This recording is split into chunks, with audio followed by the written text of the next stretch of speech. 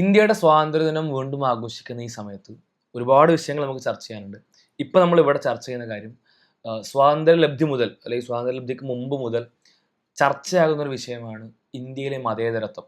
ആ മതേതരത്വം അല്ലെങ്കിൽ മതനിരപേക്ഷത മുറുകെ പിടിച്ചാണ് ഒരു മതരാഷ്ട്രമാകാതെ ഇന്ത്യ സെക്യുലർ രാജ്യമായി മതേതര രാജ്യമായിട്ട് അന്ന് നിലകൊണ്ടത് ഇന്ന് നിലനിൽക്കുന്നത് ഘടനാപരമായി അല്ലെങ്കിൽ സാങ്കേതികമായിട്ട്.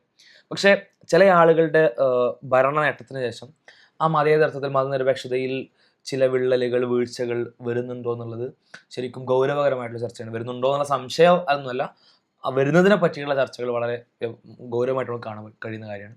അപ്പോൾ അവസാനത്തെ ഉദാഹരണങ്ങൾ എടുക്കുകയാണെങ്കിൽ അന്ന് മുതൽ നമ്മൾ ഫൈറ്റ് ചെയ്ത് പാകിസ്ഥാൻ ഒരു മതരാഷ്ട്രമായി അപ്പുറത്തേക്ക് പോയ സമയത്ത് ഫൈറ്റ് ചെയ്ത് ഇന്ത്യയിലെ ജനങ്ങൾ ഉറച്ചു നിന്നാണ് ഒരു മതനിരപേക്ഷ രാജ്യമാവണം എന്നുള്ളത്. പക്ഷെ അത് ഇപ്പോൾ അവസാനത്തെ ചില നീക്കങ്ങൾ കൂടെ പരിശോധിക്കുമ്പോൾ ആ മതനിരപേക്ഷതയുടെ അവസ്ഥ എന്താണ് മനസ്സിലാക്കാൻ സാധിക്കുന്നത്? ഇന്ത്യയുടെ സ്വാതന്ത്ര്യ ദിനത്തിന് നേരത്തെ സമത് സൂചിപ്പിച്ചതുപോലെ സ്വാതന്ത്ര്യലബ്ധി എന്ന് പറയുന്നത് കേവലം ഏതെങ്കിലും ഒരു സമുദായങ്ങളോ സമൂഹങ്ങളുടേതോ അല്ല. ഇന്ത്യൻ സ്വാതന്ത്ര്യം എന്ന് പറഞ്ഞാൽ അതിൻ്റെ അർത്ഥം ഇന്ത്യ 800 കൊല്ലം മുസ്ലിങ്ങൾ ഭരിച്ചിട്ടുണ്ട്, 200 കൊല്ലം ബ്രിട്ടീഷുകാരാണ്, അവർ ക്രിസ്ത്യാനികളാണ്. അതിൻ്റെ മുമ്പ് നൂറ്റാണ്ടുകൾ ഹിന്ദു രാജാക്കന്മാർ ഭരിച്ചിട്ടുണ്ട്. യഥാർത്ഥത്തിൽ 947 ഓഗസ്റ്റ് 15 നമ്മൾ പ്രഖ്യാപിച്ച സ്വാതന്ത്ര്യം എന്ന് പറഞ്ഞാൽ ഇന്ത്യ ഹിന്ദുവിൻ്റെതല്ല, മുസ്ലിമിൻ്റെതല്ല, ക്രിസ്ത്യാനിയുടേതല്ല, ഏതെങ്കിലും മതവിഭാഗത്തില്ല. ഇന്ത്യ ഇന്ത്യക്കാരുടേതാണ്. അതാണ് വി എന്ന് പറഞ്ഞുകൊണ്ടാണ് ഇന്ത്യൻ ഭരണഘടനയുടെ തുടക്കം തന്നെ നമ്മൾ ഇന്ത്യക്കാർ എന്ന് പറഞ്ഞുകൊണ്ടാണ്. അതിലെന്തില്ല, ഒരു മതവും ഒരു ജാതിയും ഒന്നുമില്ല. ശരിക്ക് ബ്രിട്ടീഷുകാർ ഇവിടുന്ന് പോകുമ്പോൾ അവർ ചവച്ച് തുപ്പിയ ഒരു വേസ്റ്റാണ് ഇന്ത്യ. ഒന്നുമില്ല, എല്ലാം നശിച്ച. അവിടെ നിന്ന് നമുക്ക് എങ്ങനെ ഇത്രയേറെ പുരോഗതിയിലെത്താൻ സാധിച്ചു എന്ന് പറഞ്ഞാൽ നെഹ്റുവിൻ്റെ ഒരു വീക്ഷണമുണ്ട്. അത് പൂർണ്ണമായും ഒരു സെക്യുലർ വീക്ഷണം. അതുകൊണ്ട് തന്നെ എല്ലാവരെയും സഹകരിപ്പിച്ച് ഇന്ത്യ ഇത്രമേൽ പുരോഗതി പ്രാപിച്ചു. പക്ഷെ 2014 ശേഷം ഇവിടെ രാഷ്ട്രീയ പാർട്ടി എന്നതിനേക്കാൾ ഉപരി ഇവിടെ BJP ഭരിച്ചിട്ടുണ്ട് മുമ്പ്. അടൽ ബിഹാരി വാജ്പേയി 2002 ഇന്ത്യയുടെ പ്രധാനമന്ത്രിയായിട്ടുണ്ട്.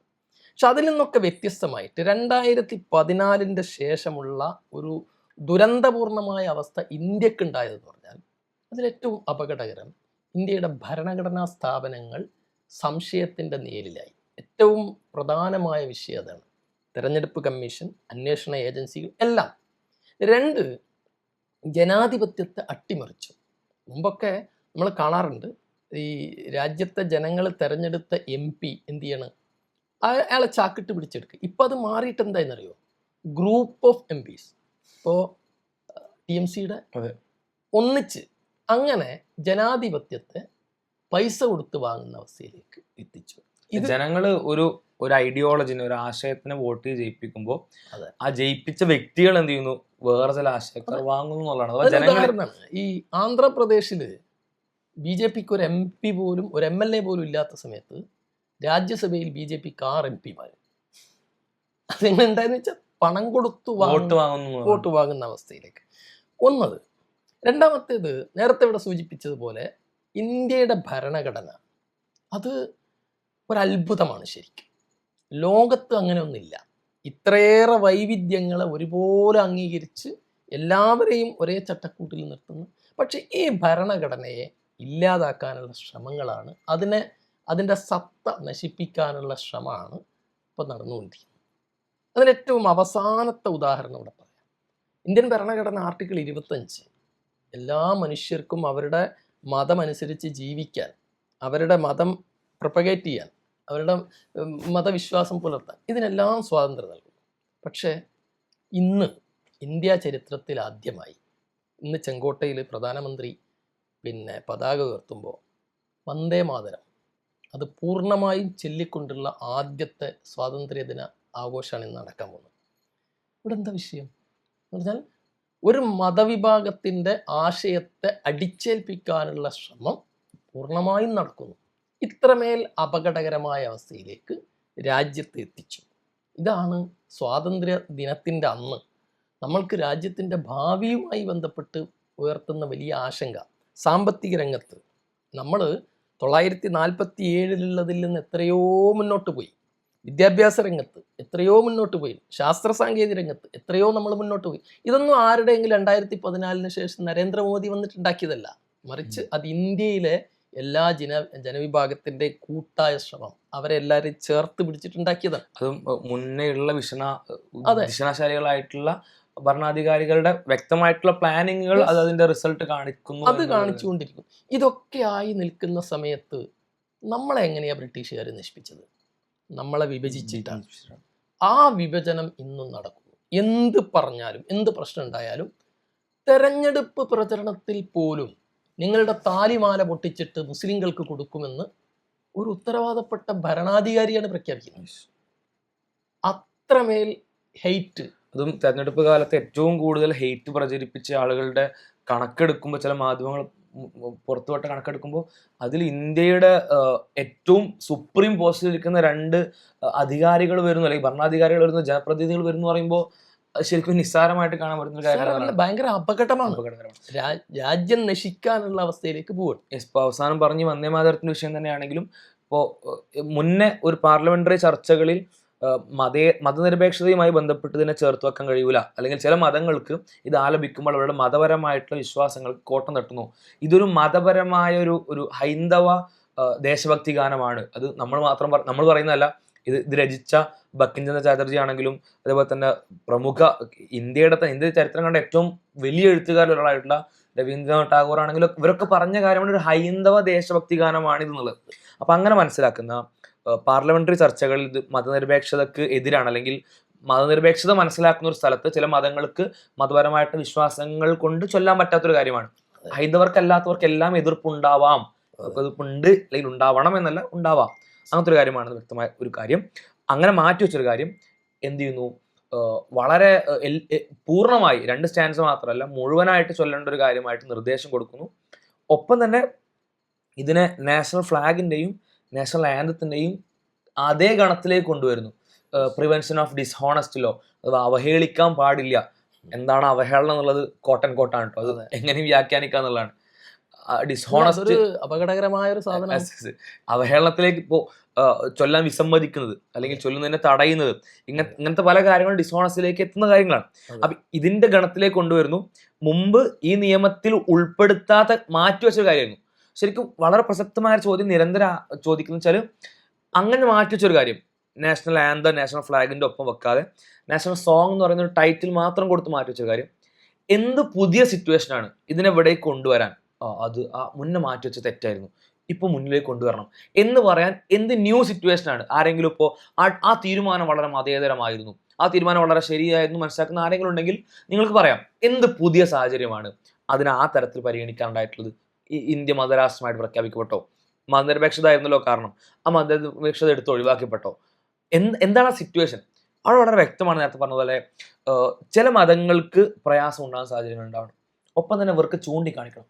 ഇപ്പോൾ ഇവർ സ്ഥാപിക്കുന്ന ഒരു കാര്യമാണ് വന്ദേമാതരം എന്ന് പറഞ്ഞു കഴിഞ്ഞാൽ അത് ദേശഭക്തിയുമായിട്ട് ബന്ധപ്പെട്ട കാര്യമാണ്. അപ്പോൾ അവർക്ക് ചൂണ്ടിക്കാണിക്കണം. വന്ദേമാതരം ചൊല്ലുമ്പോൾ ചില ആൾക്കാർ ചൊല്ലാതിരിക്കും, ഇവരാണോ ദേശവിരുദ്ധർ, ഇവരാണ് നമ്മൾ പറഞ്ഞ ദേശവിരുദ്ധരായിട്ടുള്ള ആളുകൾ, രാജ്യത്തിനെതിരെ ഉള്ളുന്ന് പണിയെടുക്കുന്ന ആളുകൾ, ഇവരാണെന്ന് ചൂണ്ടിക്കാണിച്ചു കൊടുക്കാൻ അവർക്കൊരു സ്കോപ്പ് ഉണ്ടാവണം.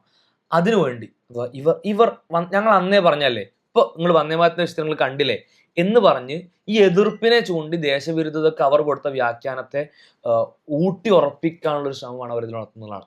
അവിടെ എപ്പോഴും നമ്മൾ തിരിച്ചു കേൾക്കുമെന്ന് ചോദിച്ചാൽ എന്താ വന്ദേമാതരത്തെ പ്രശ്നം എന്നുള്ളത് പലപ്പോഴും ചോദിക്കാറുണ്ട്.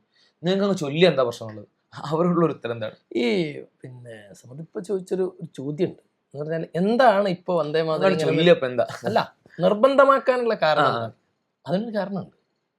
ഇപ്പോ ഇന്ത്യയിൽ 1921 മുതൽ 2026 വരെ RSS വളരാൻ ശ്രമിച്ചതും വളർത്തിയതും പരസ്പരമുള്ള വിദ്വേഷങ്ങൾ കൊണ്ടാണ്. ഹിന്ദു മുസ്ലിം അവിടെയാണ് കഴിഞ്ഞ ഈ കുട്ടികളുടെ സമരം ഉണ്ടല്ലോ, കോക്രോച്ച് പാർട്ടി സമരം, CJP സമരം, അതിൽ കുട്ടികൾ പ്രഖ്യാപിച്ചൊരു പ്രഖ്യാപനമുണ്ട്. ഇത്രയും കാലം ഹിന്ദു മുസ്ലിം എന്ന് പറഞ്ഞിട്ട് എന്ത് ചെയ്തു? ഇതിയാക്കണം, ഇവിടെ വിദ്യാഭ്യാസത്തിന് അവസരമില്ല. ഇത് വലിയ പ്രശ്നം ഉണ്ടാക്കിയിട്ടുണ്ട്. ഭരിക്കുന്ന പാർട്ടിക്ക് ഇത് വലിയൊരു പ്രശ്നം ഉണ്ടാക്കി. അതുകൊണ്ടാണ് ആഭ്യന്തരമന്ത്രിക്ക് പാർലമെന്റിൽ വരാൻ പോലും മടി, അതിന് മറുപടി പറയാൻ പോലും മടിയാണ്, അതിന് ധൈര്യമില്ല, പത്രക്കാരെ കാണാൻ ധൈര്യമില്ല. ഇനി എന്താ മാർഗം? ഇനിയുള്ള മാർഗ്ഗം ഈ ഹിന്ദു മുസ്ലിം ഇതൊക്കെ മാറ്റി നിർത്തിയിട്ട് ഇത് ദേശഭക്തിക്കെതിരാണ്. ഇന്ന ആളുകളൊക്കെ ഇവിടുത്തെ ദേശീയതക്കെതിരാണ്, ഇവര് നാഷണലിസ്റ്റിനെതിരാണെന്ന് പറയണം എന്ന് പറഞ്ഞിട്ട് എന്ത് ചെയ്യണം? വിദ്വേഷം ഉണ്ടാക്കിയെടുക്കണം. എങ്കിലേ ഇനിയൊരു ചാൻസ് ഉള്ളൂ എന്നുള്ള തിരിച്ചറിവാണ് ഇപ്പം ഇതൊരു വളരെ പ്രധാനപ്പെട്ട. അല്ലാതെ പിന്നെ വന്ദേമാതരം പാടാഞ്ഞിട്ട് ഇന്ത്യക്കേടി പട്ടിണിയൊന്നും ആയിട്ടില്ലല്ലോ. മാത്രമല്ല വന്ദേമാതരത്തോട് അതിയായ സ്നേഹവും ഈ കൂട്ടർക്കുണ്ടെന്നുള്ളത് വിശ്വസിക്കാൻ നമുക്ക് പ്രയാസമാണ്. ഇല്ല, രസം തറിയോ, ഹിന്ദുത്വ ആശയങ്ങൾക്ക് വേണ്ടി വാദിക്കുന്ന ഇവരുടെ വീട്ടിൽ ഇങ്ങനത്തെ ഹിന്ദുത്വ ആശയങ്ങളൊന്നുമില്ല. ഇവരിതിനെതിരുവാണ്. അതിലൊന്ന് പരിഹസിക്കുന്ന, രഹസ്യ ജീവിതത്തിൽ പലപ്പോഴും ഇതിനെയൊക്കെ പരിഹസിക്കുന്ന ആളുകളാണ് ഇവര്. സവർക്കർ പോലും അതെ നിരീശ്വരവാദിയായിരുന്നല്ലോ. ഇതിലെന്താ പ്രശ്നം? വന്ദേമാതരം ആലപിക്കുന്നതിന് മുസ്ലിങ്ങളെ സംബന്ധിച്ചിടത്തോളം ഇതിൽ വേറൊരു കാര്യമുണ്ട്. ഇത് മുസ്ലിങ്ങൾക്ക് മാത്രമല്ല കേട്ടോ. അതെ, അതായത് ഹൈന്ദവരല്ലാത്ത ആർക്കും പ്രശ്നം ഉന്നയിക്കാവുന്ന ഒരു കാര്യമാണ്. അല്ല, ക്രിസ്ത്യാനികളെ സംബന്ധിച്ചിടത്തോളം പറ്റില്ല. അവർ വിശ്വാസപരമായിട്ട് പറ്റില്ല. അവര് പ്രാക്ടിക്കലി എങ്ങനെ ചെയ്യുന്നത് അത് വേറെ വിഷയം. ഒരു മതത്തിന്റെ അടിസ്ഥാനത്തിൽ ക്രിസ്ത്യാനികളെ സംബന്ധിച്ചിടത്തോളം ഹിന്ദുക്കളല്ലാത്ത, അല്ലെങ്കിൽ ഈ ഏകദൈവ വിശ്വാസവും അതുമായി ബന്ധപ്പെട്ട ആളുകൾക്ക് ആർക്കും ഇത് ആലപിക്കാൻ കഴിയില്ല. എന്താ കാരണം? ഇതിന് വേറെ ഒന്നുണ്ട്. ഈ മുമ്പ് കോൺഗ്രസിൻ്റെ ദേശീയ കമ്മിറ്റിയിൽ ആദ്യമായിട്ട് ഇത് ആലപിക്കുന്നത് പിന്നെ രവീന്ദ്രനാഥ ടാഗോറാണ്.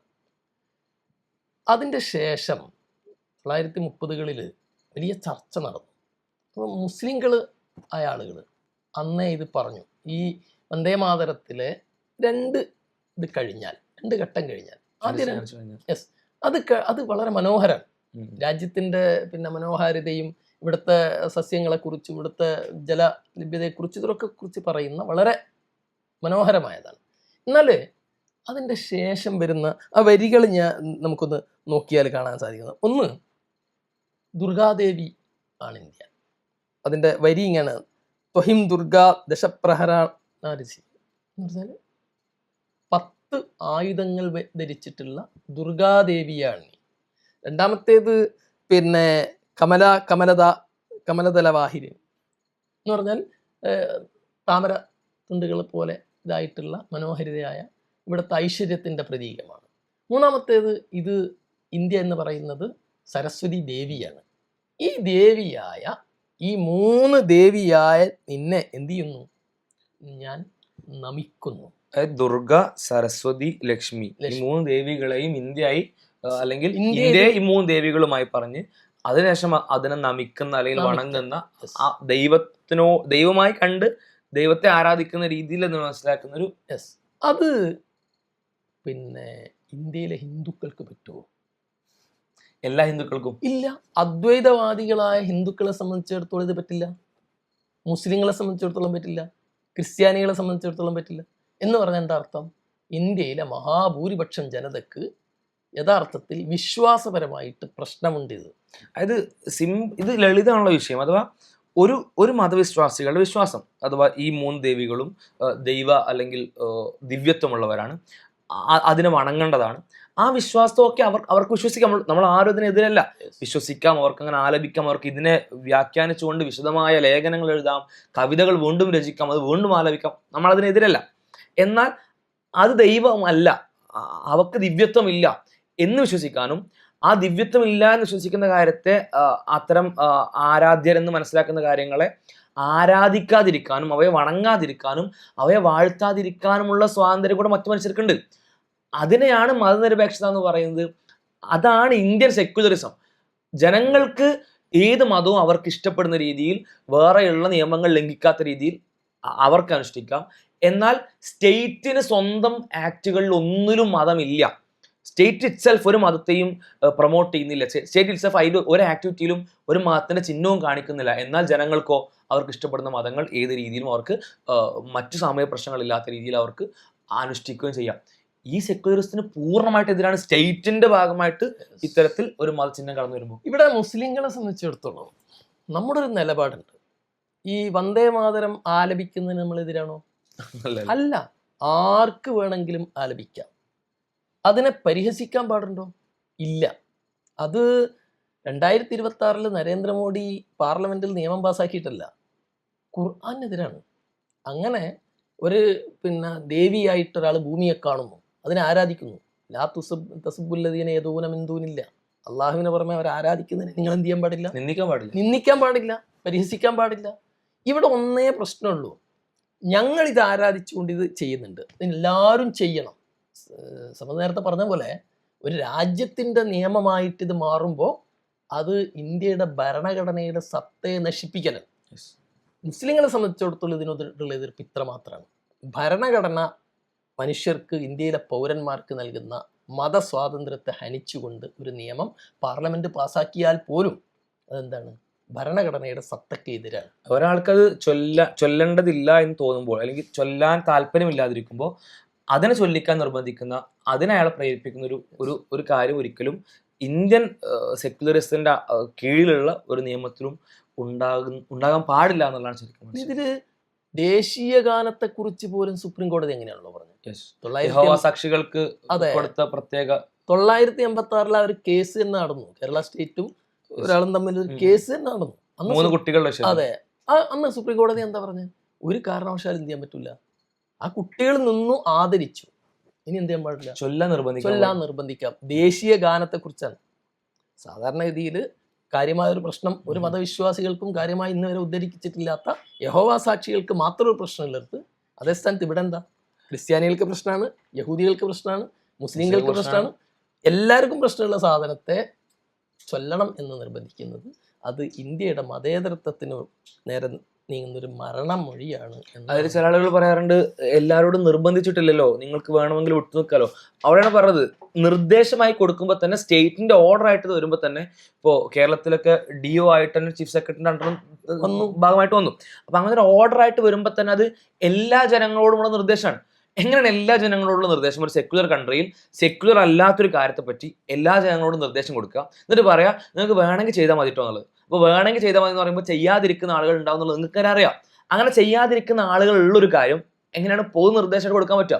അങ്ങനെ ചെയ്യാത്ത ആളുകൾ ഇരിക്കും, എന്താ സംഭവിക്കുക? നേരത്തെ പറഞ്ഞ പോലെ ചില ആളുകൾക്ക് തോന്നും, ഇവരെന്താ ചെയ്യാത്ത, എല്ലാവരോടും പറഞ്ഞ ദേശഭക്തിയുടെ കാര്യം ഇവർ മാത്രം എന്താ വിട്ടു നിൽക്കുന്നത്, അപ്പോൾ ഇവർക്ക് ദേശഭക്തി ഇല്ലേ, ദേശസ്നേഹം ഇല്ലേ, ഇവർ ദേശവിരുദ്ധരാണോ? തോന്നുന്നല്ല, അങ്ങനെ തോന്നിക്കാൻ വേണ്ടിയാണ് ഈ നിർദ്ദേശം എന്നുള്ളിടത്താണ് പ്രശ്നം. അതാണ് ഇതിൻ്റെ ഗൗരവമായിട്ട് പ്രശ്നം. നമ്മൾ കേരളത്തിൻ്റെ വിഷയം പറഞ്ഞുകൊണ്ട് അതിലേക്കൊന്ന് കയറുകയാണെങ്കിൽ, ശരിക്ക് കേരളത്തിൻ്റെ ഇപ്പോഴത്തെ സർക്കാർ അധികാരത്തിലേറിയത് സംഘപരിവാർ അനുഭാവം കാണിക്കുന്ന സർക്കാരാണ് മുമ്പത്തെ സർക്കാർ. അപ്പൊ ഞങ്ങൾ അതിന്ന് നിങ്ങളെ രക്ഷിക്കാം, അല്ലെങ്കിൽ കേരളത്തെ രക്ഷിക്കാൻ വേണ്ടി വരികയാണ്, ഞങ്ങൾക്ക് വർഗീയതയോട് ഒരിക്കൽ നിങ്ങൾ രാജിയാവരുത്, കോംപ്രമൈസ് ഇല്ല എന്നൊക്കെ പറഞ്ഞു വന്നൊരു സർക്കാർ, ആ സർക്കാരിന്റെ അണ്ടറിലുള്ള ചീഫ് സെക്രട്ടറി, അല്ലെങ്കിൽ സർക്കാരിന് എല്ലാ തരത്തിലും ആക്സസ് ഉള്ള, സർക്കാരിനോട് ഇങ്ങോട്ടും സംവദിച്ചതിന് ശേഷം മാത്രം DO ഒക്കെ താഴത്തേക്ക് കൊടുക്കുന്ന ചീഫ് സെക്രട്ടറി അവസാനം കൊടുത്ത DOയിൽ കേന്ദ്ര സർക്കാരിന്റെ എല്ലാ പ്രൊവിഷനുകളും അംഗീകരിച്ചുകൊണ്ട് വന്ദേമാതരം ആലപിക്കണം, ആ പ്രൊവിഷനുകളിൽ എന്ന് പറഞ്ഞാൽ പൂർണ്ണമായിട്ട് ആലപിക്കണം എന്നുള്ളത് എന്ന് പറയുന്ന നിർദ്ദേശം കൊടുക്കുന്നു. പിന്നെ കുറച്ചുകൂടി മതേതരത്വമായിട്ട് ബന്ധപ്പെട്ട് പറയുകയാണെങ്കിൽ, ഈ സ്കൂളിലെ ക്വിസിന്റെ ഇടയിൽ VD സവർക്കറിനെ പുകഴ്ത്തിയ ചോദ്യം വരുന്നു. PM ശ്രീ പദ്ധതിയിൽ മുമ്പ് വളരെയധികം വിമർശിച്ചതിന് ശേഷം പിന്നെ രാജിയാവുന്നു. എന്താണ് ഇവിടെ പോലും അങ്ങനെ സംഭവിക്കാനുള്ള കാരണം എന്താണ്? ഇതിലെന്താ അറിയോ, ഇന്ത്യയിലെ എല്ലാ സ്റ്റേറ്റിലും, കേരളത്തിൽ മാത്രമല്ല, തമിഴ്നാട്ടിലാണെങ്കിലും കർണാടകയിലാണെങ്കിലും എല്ലായിടത്തും ഒരു ഡീപ്പ് സ്റ്റേറ്റ് ഇവിടെ നിലനിൽക്കുന്നുണ്ട്. അതിനെ നിഷേധിക്കാൻ നമുക്ക് കഴിയില്ല. എത്ര മതേതര ഭരണാധികാരികൾ വന്നാലും അതിനെ അട്ടിമറിക്കാൻ കഴിയുന്ന രൂപത്തിൽ ഈ സവർണ മേലാളന്മാരുടെ ഒരു ഡീപ്പ് സ്റ്റേറ്റ് എല്ലായിടത്തും നിലനിൽക്കുന്നുണ്ട്. അത് ഈ ഒരു അനുഭവത്തിൽ മാത്രമല്ല, മുമ്പ് ഇടതുപക്ഷത്തിൻ്റെ ഭരണകാലത്തും ശിവൻകുട്ടി എന്താ PM ശ്രീപ്പിൽ ഉപ്പിടാൻ കാരണം? യഥാർത്ഥത്തിൽ ശിവൻകുട്ടി അത്ര മോശക്കാരനല്ലല്ലോ. മതേതരത്വത്തിൽ ഒരു നിലക്ക് നമുക്ക് സംശയിക്കാൻ കഴിയാത്ത ഒരാളാണ് നല്ല കഴിവുള്ള മന്ത്രിയാണ്. അയാളുടെ വേറെ കുറെ പ്രശ്നം, രാഷ്ട്രീയ പ്രശ്നം ഉണ്ടാവും. പക്ഷെ അങ്ങനത്തെ ആള് തലേ ദിവസം പോലും അതിനെ എതിർത്തിട്ട് പോയിട്ട് ഒപ്പിടേണ്ടി വരുന്ന അവസ്ഥയിലേക്ക് എത്തിച്ചതാരാ? അവിടെയാണ് നമ്മൾ തീർച്ചയായിട്ടും സംശയിക്കേണ്ടത്. എത്ര വലിയ മതേതര ഭരണാധികാരികൾ വന്നാലും ഇവിടെ ഒരു ഡീപ്പ് സ്റ്റേറ്റ് അപകടകരമായ രൂപത്തിൽ വളർന്നു വരുന്നുണ്ട്. പിന്നെ സമത് നേരത്തെ സൂചിപ്പിച്ചൊരു വിഷയമുണ്ടല്ലോ, എന്താണ്, പിന്നെ ആദരിക്കണം എന്ന് പറഞ്ഞിട്ടല്ലേ ഉള്ളൂ. ഇവിടെ എന്താ നിർദ്ദേശം? ആദരിച്ചിട്ട് അനാദരവ് കാണിച്ചാൽ എന്ത് ചെയ്യും? 3 വർഷം വരെ തടവ്. എന്താണ് അനാദരം? യെസ്. ഇപ്പോ പിന്നെ വന്ദേമാതരം പാടിക്കൊണ്ടിരിക്കെ എനിക്കൊന്ന് മൂക്ക് ചൊറുക്കും, അത് ചിലപ്പോൾ എന്തായിരിക്കും? വ്യാഖ്യാനിക്കാം അനാദരവാണ്. ദേശീയ ചിഹ്നത്തെ അനാദരിച്ചു, എന്നെ പിടിച്ച് ജയിലിലിടാം. ഇത് ഏതാ നാടെന്നറിയോ? ഗുജറാത്തിൽ ഈ ഇടക്ക് ഉണ്ടാക്കിയൊരു നിയമം അറിയില്ലേ? എന്ന് പറഞ്ഞാൽ തീവ്രവാദത്തിലേക്ക് പോകുന്നതിനെ തടയാനുള്ള നിയമം നിർദ്ദേശങ്ങൾ എടുക്കുകയാണ്. അത് ആരാണ് തീവ്രവാദി?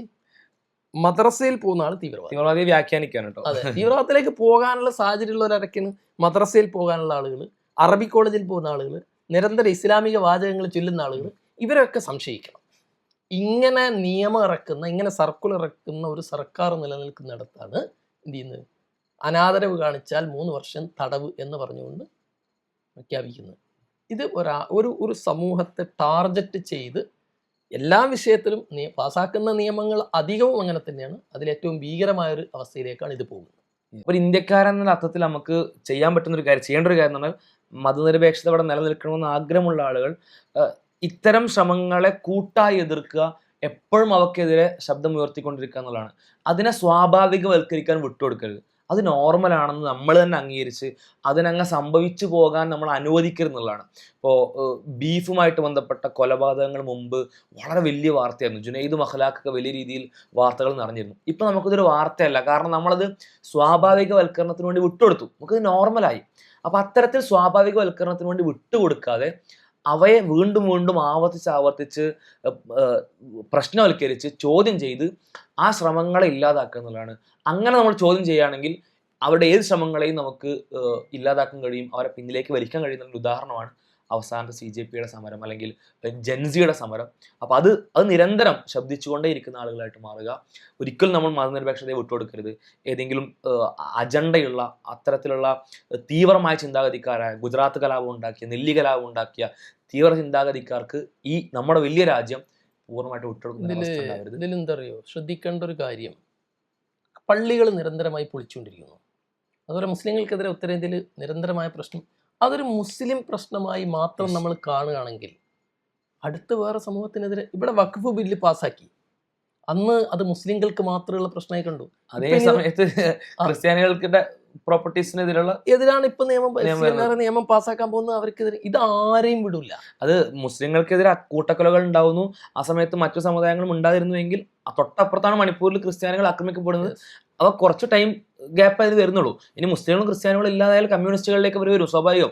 അവരില്ലാതായി കഴിഞ്ഞാൽ, അല്ലെങ്കിൽ അവരും ഒരു ത്രെറ്റ് എല്ലാം തോന്നിക്കഴിഞ്ഞാൽ ജാതി ശ്രേണി കൂടുതൽ എവിഡന്റ് ആയി വിസിബിളായി പുറത്തേക്ക് വന്ന് ആ ജാതി ശ്രേണിയിൽ താഴെ മുതൽ ഓരോ ആളുകളെയും എന്ത് ചെയ്യും, ഒരു ടാർഗറ്റ് ചെയ്യുന്നുള്ളതാണ്. അഥവാ വരേണ്യ സവർണ കൂട്ടമല്ലാത്ത മറ്റൊരാൾക്കും ആധിപത്യം ഇല്ലാത്തൊരവസ്ഥയിലേക്ക് എത്തിക്കലാണ് പടിപടിയായിട്ട് അവരുടെ ആവശ്യം. അപ്പോൾ കൂട്ടമായിട്ട് ഇതിനെ എതിർക്കുക എന്നുള്ളൊരു രീതിയിലേക്ക് നമ്മൾ ഇന്ത്യക്കാർ ഈ സ്വാതന്ത്ര്യ ദിനത്തിൻ്റെ സന്ദേശമായിട്ട് മനസ്സിലാക്കി മുന്നോട്ട് വരണമെന്ന് സൂചിപ്പിക്കുകയാണ്. ഇവിടെ ഈ വീഡിയോ അവസാനിപ്പിക്കുന്നു. എല്ലാവർക്കും ഒരിക്കൽ കൂടി സ്വാതന്ത്ര്യദിനം ആശംസിക്കുന്നു. ഒരുപാട് നാൾ ഇനിയും ശരിക്കും സ്വാതന്ത്ര്യം ലഭിക്കുന്ന അവസ്ഥയിൽ, ശരിക്കും മതേതരത്വമുള്ള അവസ്ഥയിൽ, ശരിക്കും ഫെഡറലിസമുള്ള അവസ്ഥയിൽ ഈ രാജ്യത്തിനും ജനങ്ങൾക്കും ജീവിക്കാൻ സാധിക്കട്ടെ എന്ന് ആശംസിക്കുന്നു, പ്രാർത്ഥിക്കുന്നു.